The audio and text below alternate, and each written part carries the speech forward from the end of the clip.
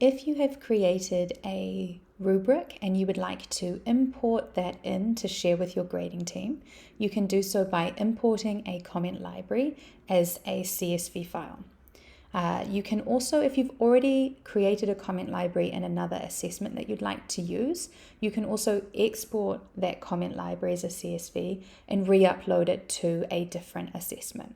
So I'm going to walk you through how to do that.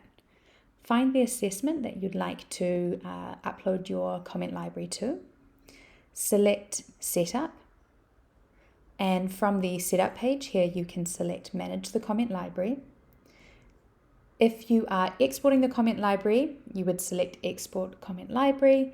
If you want to upload a new CSV, select Import Library from a CSV file.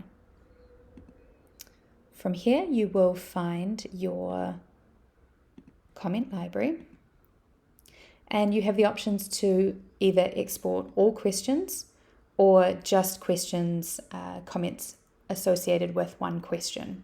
So I'm going to import all question 1 comments from this comment library and select Import.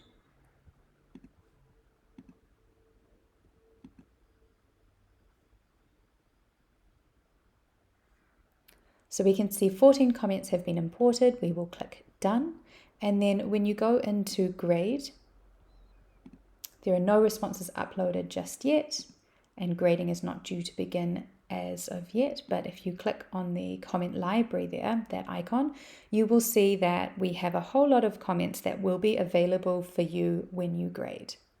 So in terms of what the CSV looks like before you upload it, here is what you would set up. You have a column for the question label, for the comment. If you have points associated with a comment, you can include them here, and you can include both positive and negative points.